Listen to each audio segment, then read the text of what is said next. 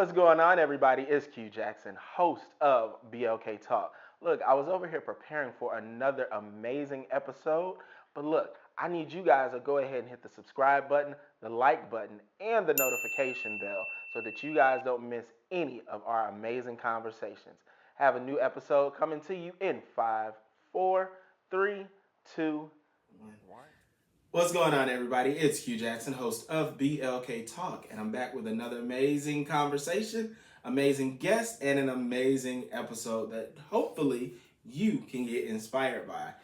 This guy that I have with me today, he is a director, a producer, and much like myself, a media personality. Known this guy for a couple years, and guess what? Today is the day that you get to learn more about him, Mr. Shamar Barkley. Come on up in here and welcome yourself to BLK Talk. Thank you. How are you? I'm doing well. How are you? I'm good. You nervous? I am very nervous. It's okay. I'm very nervous. You have no reason to be nervous. It's going to be a good conversation. Okay, good. You ready? Yes. All right. So look, for the people who may not be familiar with you, tell them a little bit about you. Okay, so a little bit about me. Like I said, I'm a producer, director, all-around creative. I'm a co-founder of SPEC Creative Agency. It's my event and media production agency. SPEC? Yes, SPEC. It stands for Soon Peace Even Comes. Yes. Yes. I'm going to get behind that name in just a minute, but go ahead. Yes, and we help a lot of creatives, entrepreneurs, artists, and brand owners to really scale their brands to where they want to go creatively. So we do a lot of promotional videos, music videos, commercials, launch parties, and things like that. So I have that going on. And under SPEC, we also manage an artist, Cellophane. So that's been an amazing experience to kind of delve into. And I just produce, I just want to produce content and things that really resonate with people and that tell our stories and get our stories to the forefront. So, Okay. Now, for you, when it comes to like the clients you work with and the things that you do, how important is it not only for that to resonate with the people, but how important is it for you to believe in that? You know, it's interesting because when doing client work, it's like you don't necessarily have to believe in the vision of the client, but... Do you not? But I think that I'm learning that it's very important to be aligned with what you put your name on and what you put your brand on. So while the money is important, it's also important to know, like, this is something that I can see myself enjoying and working on. So definitely learning that balance, if you will. And the reason that I asked is because when I first started Quintessential Branding, which much like your company, was a company that helped people, promote themselves and, put themselves in front of the right people, help build their brands behind the scene and things like that. That at one point became my primary source of income. And everybody that was coming to me, I'm like, okay, yep, let's go ahead and create this contract, sign it on this date, payment is due on this date, blah, blah, blah, blah. Right. But a lot of these people were not ready. A lot of these people were not, I didn't believe in a lot of the stuff that they did. But I just wanted to make sure at the end of the day that Georgia Power was paid, that rent was paid, and I had some food in the freezer. Exactly. But I realized I was doing them a disservice because I was pushing something that was not ready.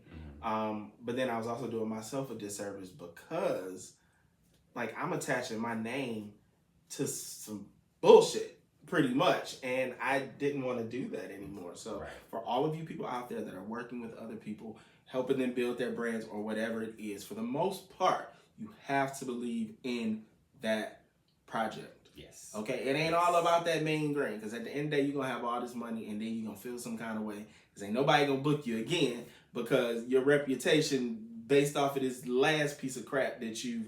Anywho, back to you. So, SPEC, you said it stands for... Soon Peace Even Comes. Now, I just felt a peace come over me Don't you? by even listening to that. Where did that come from? So... what myself and my business partner came to realize is that the planning process, whether you're planning a event, music video, like whatever the project is, it's a stressful one. You know, especially if you don't have help, may not know where to start, a whole multitude of things. You know, it's just a very stressful thing. And so what we want our clients to know is that at the end of the process, soon peace is going to come. You know, after you've worked with us, after you've given us, you know, the things that you want to see be brought to life, and we put in that work, you'll know that, like, okay, I can enjoy it, you know, and I can really take ownership and see the value in the final product. So as somebody that helps to plan and curate events and bring events to life, what I want to know, do you appreciate an event more when you've gone through more hell, or do you appreciate an event more when everything's been smooth and easy? I know my answer. I think that I hate to say that I thrive in chaos. But I also feel like that's where you learn so much, and you learn a lot more that you can apply to your practices moving forward. And yeah, so I would, you know, the nice and easy clients are great, or the nice and easy events are great, but I think the ones that are a little bit more chaotic is where I can really like learn from. So I think that's what I would prefer. I agree. Yeah. I absolutely agree. So let's rewind a little bit and get into your background, how you became to be the man that is in front of, I'm sorry, you know, I gotta make sure your pronoun is man. He, him, all, okay, good. That nigga. You know, who is Shamar? How did you become this man that's in front of us all today? That's loaded. Born and raised in Dallas, Georgia. You don't know. Yeah, I don't be claiming Dallas like that now. What? But I will say that, you know, I'm still becoming, you know, and I think that's like an ever evolving journey, if you will. But shout out to therapy. Shout out to therapy, because that has really been the catalyst for self-awareness for me. I've always been like a self-aware individual, but to go to therapy and really understand what has informed your current state of being and how to really break out of that and embrace something new, you know, within yourself, has really been, shout out to therapy. Yeah. I don't know, it's been what I've needed to be able to be confident in myself and to be able to really show that to others and showcase that to others. And if it wasn't for that, I don't think I'd be sitting here today. I'd still be that timid, scared little boy. But coming into my own has really shown me that it's your life to live, it's your choices to make, and it is what you make it. So I'm glad that you actually brought that up, because for those of you who are tuned in, it is Men's Health Awareness Month, Men's Mental Health Awareness Month. I think it's National Post-Traumatic Stress Disorder Month. It's all kinds of stuff going on this month that, you know, that focuses on the mental and the healing and things like that. Now, you speak about therapy giving you the space to become who you are now. What made you say, I need help, I need to get up and I need to go talk to somebody? Because a lot of us out there, we feel like we got these battles going on, but we don't know what to do with them. Especially as Black men too, because there's this stigma, I guess, on therapy within Black families and Black spaces. But for me, like I developed anxiety and began to have, you know, panic attacks, anxiety attacks, and I was harming myself, and I realized that wasn't, you know, we can do better. You know, we can do a little bit better. And so that's really what was like, okay, let's see what we can do. And the pandemic also spearheaded that, because isolation and kind of just, you know, being alone, that, you know, developed a lot mentally.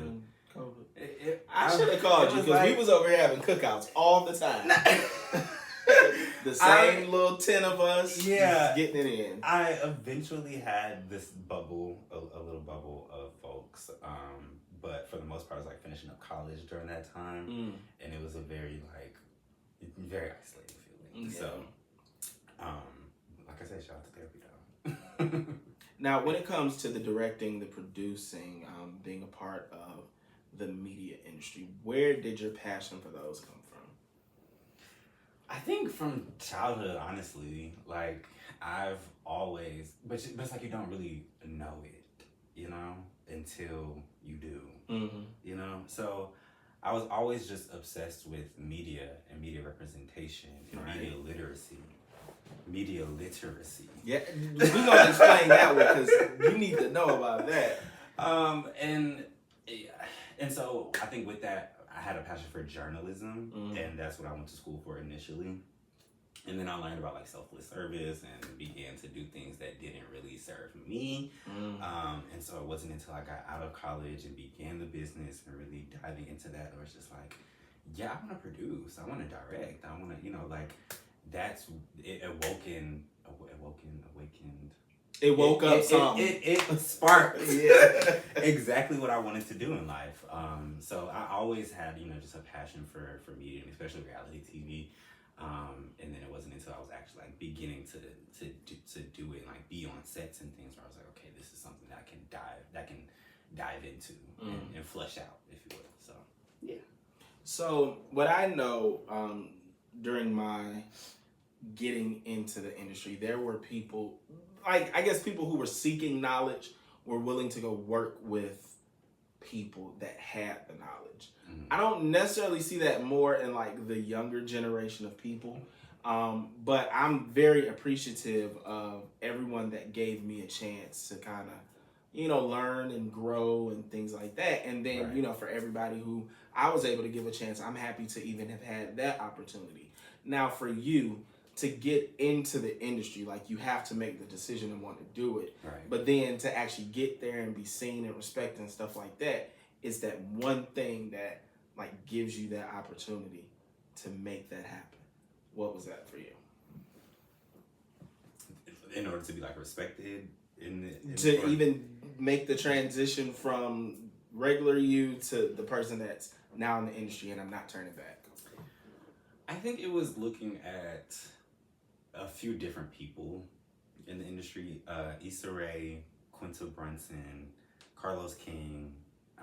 Those are all people who were just kind of trailblazers in their own right, and looking at their journey made me realize that it was something that I could do.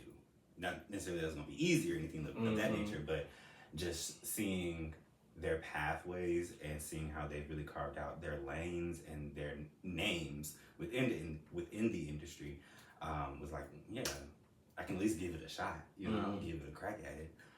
So yeah. So did you go work with anybody? Was there anybody that you like intern, shadow? No. Oh. It was really... So you are those young people that I was just talking about. They don't feel like they gotta go learn because they can Google it and learn for themselves. It was, I do have people that have opened their sets up to me. Jay Smith, shout out to him. He is somebody who really took me under his wing to learn about production and just learn more about, the ins and outs. But in terms of internships or anything like that, I would love one. But you done already created a business. You've already done things. I'm in the work now, so. So most people do those internships to learn and to get to that point.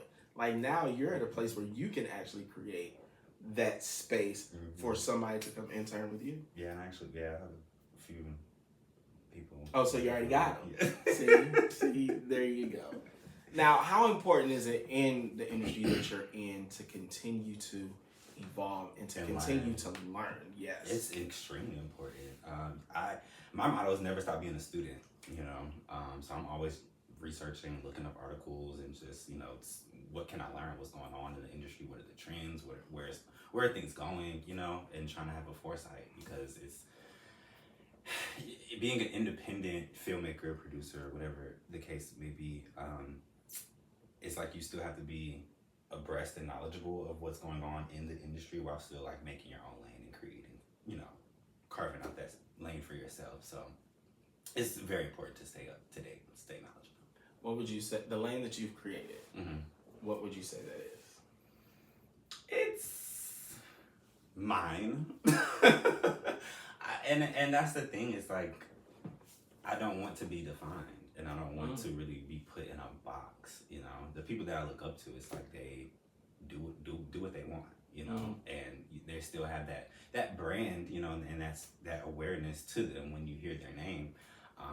But I can host a reunion of a reality show and then go produce one the next day. You know, so. I mean, but when people, and that's good. But when people like talk about your work ethic and things like that, do they say, "Oh, yeah, he lazy, but he get the job done," or he works hard, but it still be some bugs? You know, how do you feel like people look at you and define you in terms of your business practices and like the way that you work for them and with them? I mean, the feedback I've gotten is efficiency. You know, I'm a person of processes, and so I really enjoy, you know, another title you could add is project manager, and I really want to ensure that a project is you know, moved along on scope and budget, and so I'm gonna be honest, I forgot the question as I was answering it. I probably forgot it either, but it's, you know, it's good. No, I was saying, like, how do people like? Oh, right. Yeah, efficiency. Mm-hmm. And every time a project is concluded, I get something along the lines of, that was the best thing I've ever done, or like, that was the most efficient thing I've ever done. And like, that's the stuff I like to hear, because it really lets you know that you're on the right track, that you're doing something right, or at least making an impact in that person's life, you know. So yeah. So the things that you have done, and you've kind of excelled at or mastered, what are some other things that people may or may not know that you want to add to the resume? Oh, should I give this exclusive right here, right now? I mean, sure. You heard it here first. Well, I will be launching a network. Pretty soon. So, and that's I'm launching it with like my first short film. So yeah, I want to produce my own network, and that's coming soon. We're gonna have a lot of scripted programming, reality programming. And like I said, just telling our stories and getting it out there to the forefront. So movies, documentaries, the whole nine. We're going for it. That is amazing. And with something like that being said, how important do you feel it is to be a part of that community, or those few people, or that space where it is safe to share your story? I mean, extremely important. I just did like this gender-free story jam type of deal event with a nonprofit, and I think those spaces are where you really like pull the inspiration from, you know, because people are just feeling safe to share their stories and things like that. So little things like that, going to really pull inspiration from, is super important, and to still just like tapped into to what people are talking about and what people want to talk about, you know. Because people love to talk, you know. People love to talk, and people want to be involved in conversations. And so it's important to just like pay attention to what people are talking about and what, you know, what's shaping the culture. Yeah. Okay. So for the company, where do you see SPEC? Yes. You know, in the next 5 to 10 to 15, 20 years. I see us really diving into this festival space. You know, when you go to like Essence Fest or like real festivals, though, not like real Fire festivals, real shit. You know, you see brands that have like their activations and their pop-ups and things like that. So I think that's really the space that we would like to enter into with the agency, is like building out those activations for different brands and companies and things like that. Even like around like, you know, different weekends, like Super Bowl weekend, and like, you know, FIFA's coming to Atlanta, so like brands are gonna need activations around those. What is FIFA? Does that have something to do with soccer? Yes, the World Cup. No, it's something that's here now, not the 2026 thing. It's something coming here in 2026. That's FIFA, I want to say.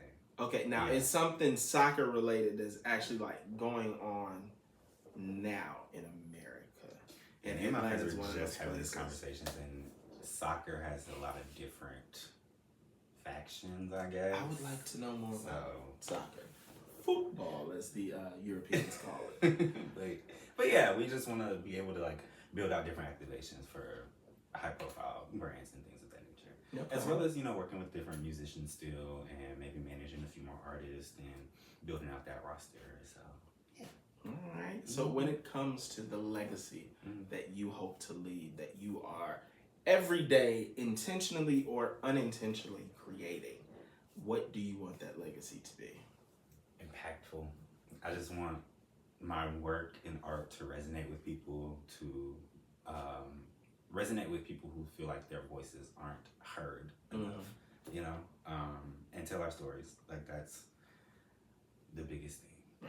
And so once I'm able to tell our stories and get that out there in an artistic way, I do believe that'll resonate with folks. So Absolutely.